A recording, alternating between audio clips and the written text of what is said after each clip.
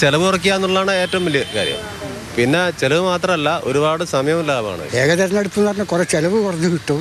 പിന്നെ ഒരു പ്രത്യേക വർഗത്തിന് വേണ്ടിയിട്ട് അത് നിലനിർത്താൻ പറ്റും. ഇപ്പോൾ എല്ലാവരും ഭരണത്തിൽ വരുമ്പോൾ എല്ലാവരും ഞങ്ങളത് ചെയ്യാന്നൊക്കെ പറഞ്ഞിട്ടൊക്കെയാണ് വരുന്നത്. പക്ഷേ ഇവർ പ്രാബല്യത്തിൽ വരുന്ന സമയത്ത് ഇവർ അതൊന്നും മുൻപന്തിയിലൊന്നും കാണുന്നില്ല.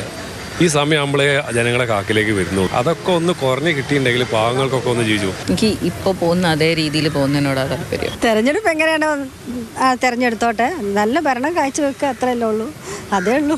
പല സ്ഥലത്തും പല കാലാവസ്ഥയായിരിക്കും. പാർലമെൻറ്റ് വേറെ, നിയമസഭ വേറെ, പഞ്ചായത്ത് വേറെ. അതെല്ലാം കൂടി ഒന്നായിട്ടാക്കിയാലൊന്നും നടക്കുന്ന കാര്യമില്ല. അപ്പോൾ പല സമയത്ത് പല ഇതുള്ളതാണ്. എനിക്ക് അതിനോട് അഭിപ്രായമൊന്നുമില്ല. ഒരേ സമയത്ത് വരണമെന്നാണ്. ജനങ്ങൾക്കും സുഖാതാണ്, എല്ലാം കൊണ്ടും സുഖാതാണ്. ചെലവ് കൊണ്ടും ഇപ്പോൾ എല്ലാം കടത്തിലാണ്. ഇന്ത്യ മൊത്തം കടത്തിലാണ്. അതിൻ്റെ ഇടയിൽ ഈ കടം കാര്യങ്ങൾ വെച്ചാക്കിയിട്ട് വാങ്ങിയേക്കേണ്ട ആവശ്യമില്ല. അതേ നേരം ഒരേ സമയത്ത് ഇലക്ഷൻ നടന്നാൽ എല്ലാം കൊണ്ടും റാഹത്തായി. 6 മാസം കൂടുമ്പോൾ, ഒരു 5 കൊല്ലം കൂടുമ്പോൾ ഇങ്ങനെ ഇലക്ഷൻ വരുമ്പോൾ നമ്മുടെ പൈസ തന്നെയാണ് കൂടുതൽ പോകുന്നത്.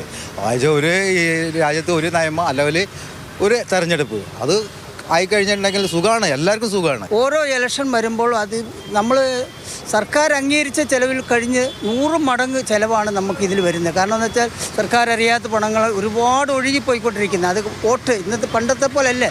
ഇന്നിപ്പോൾ ചില നമ്മൾ കണ്ടില്ലേ, തമിഴ്നാട്ടിലൊക്കെ കൊടുക്കുന്നത് വെച്ചാൽ ഒരു കിറ്റും അതിൻ്റെ അകത്ത് 2000-ൻ്റെ 5000-ൻ്റെ 500 ഒക്കെ നോട്ട് കെട്ടുകൾ കൊടുത്ത് മദ്യക്കുപ്പിയും കൊടുത്തിട്ടാണ് വോട്ട് ചെയ്യുന്നത്. ആ ഒരു സംവിധാനത്തിൽ നമ്മൾ ഈ ഇലക്ഷനിൽ മാറണമെന്നുള്ള അഭിപ്രായം. പക്ഷേ നടപ്പിലാകുമെന്നുള്ളതാണ് പ്രശ്നം.